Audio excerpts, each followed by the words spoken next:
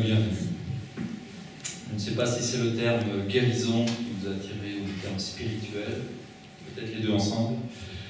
Il me semble que c'est intéressant, surtout maintenant finalement, d'aborder ces deux sujets en même temps.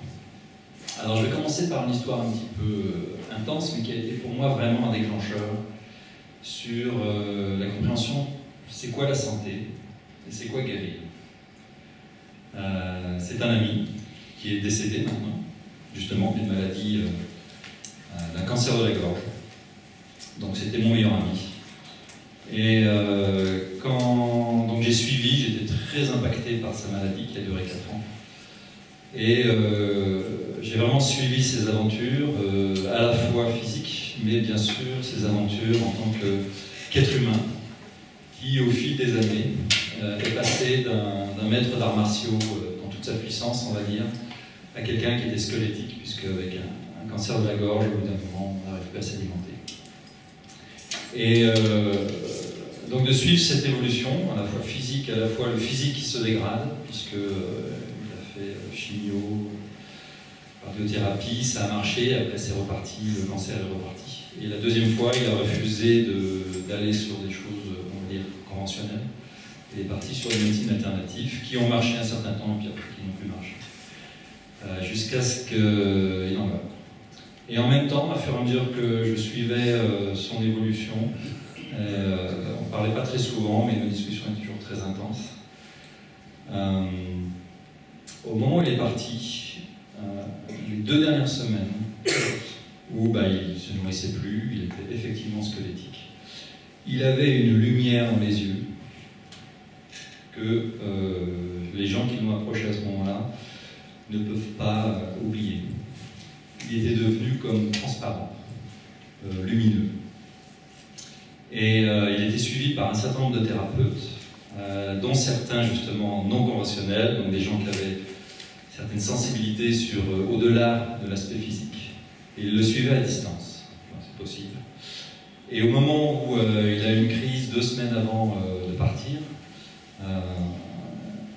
et quand il communiquait avec eux, ou quand son épouse communiquait avec eux, ils disaient, eux, ce qu'ils percevaient, d'accord, c'était « ça y est, il est guéri ». Il a touché le fond de sa maladie et il est guéri.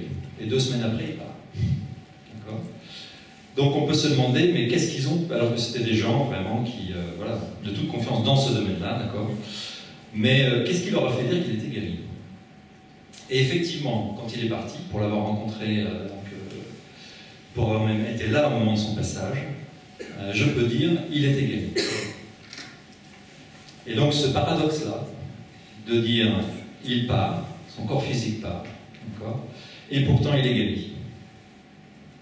Donc ce soir, j'espère que vous êtes prêts, parce qu'on va sans doute régulièrement évoquer aussi ce genre de paradoxe. D'accord. Et pour moi, paradoxalement, d'accord, lui, il était guéri, c'était une guérison spirituelle.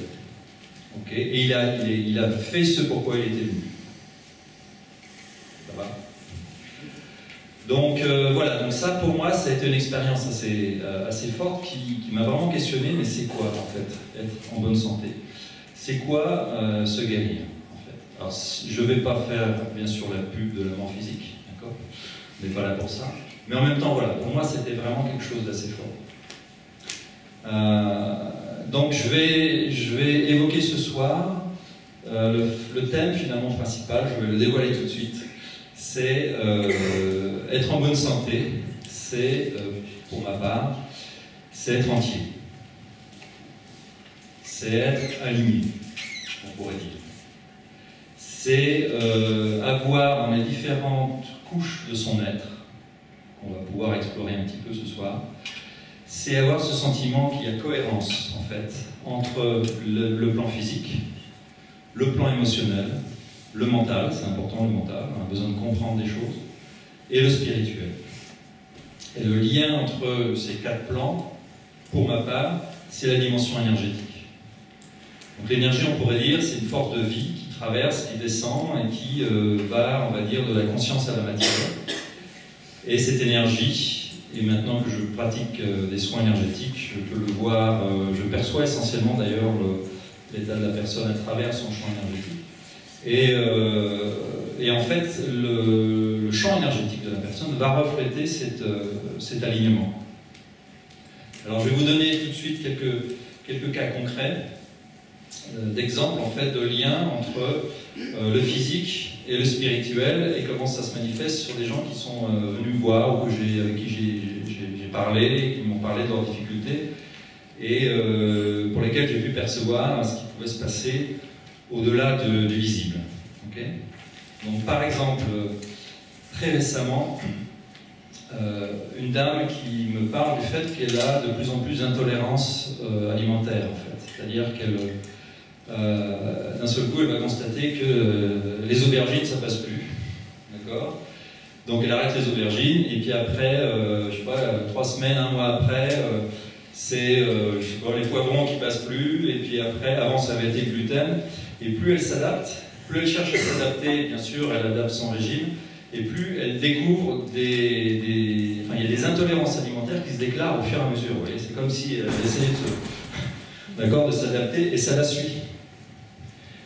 Et en percevant un petit peu ce qu'il y avait chez elle, alors moi je perçois plutôt c'est assez métaphorique. C'est intéressant avec en tout cas moi c'est la manière dont je perçois les choses, avec l'énergie. L'énergie me parle à travers des images.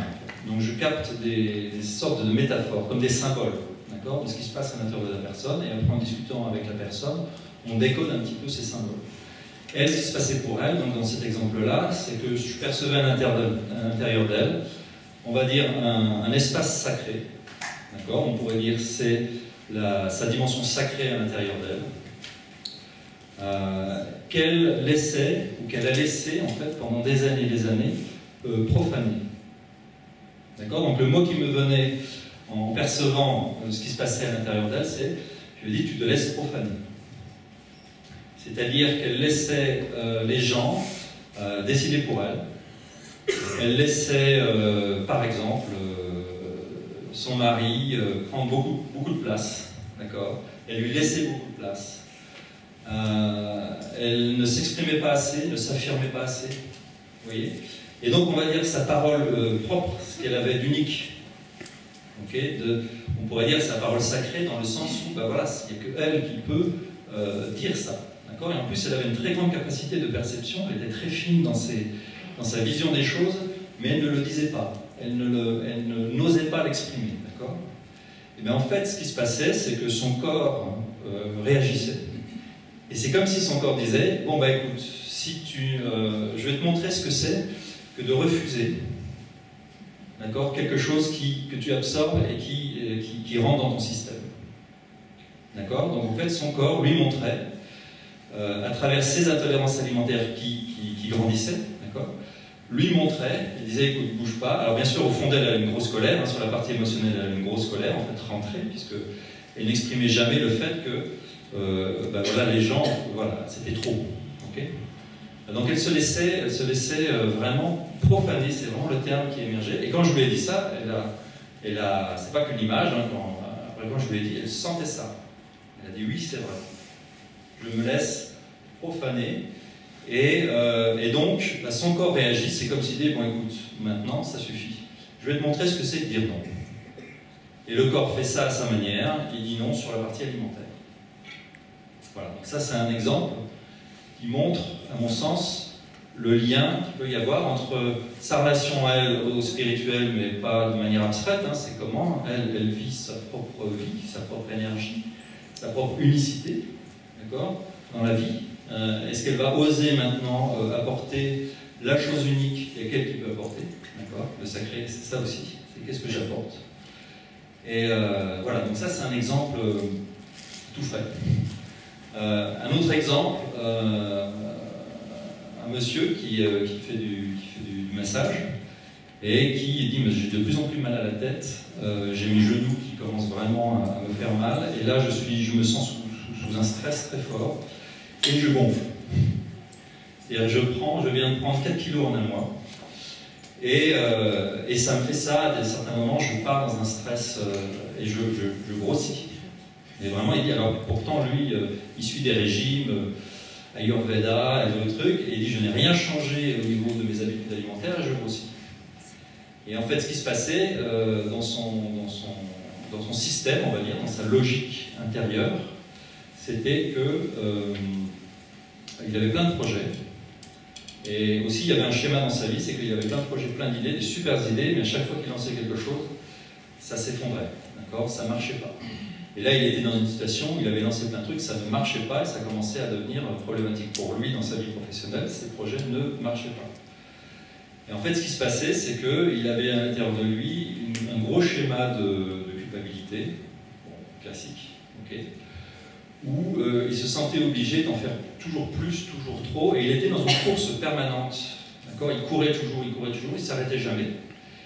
Et en fait, au niveau lien avec le spirituel, il était complètement coupé de ressources possibles d'inspiration, et il était aussi coupé, je peux le voir au niveau de la Terre, c'est-à-dire qu'il était coupé des ressources vitales que la Terre pouvait lui donner, au niveau énergétique.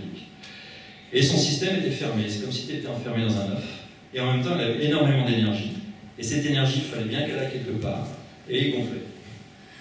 D'accord ? Il se refermait sur lui-même, et énergétiquement, et il gonflait.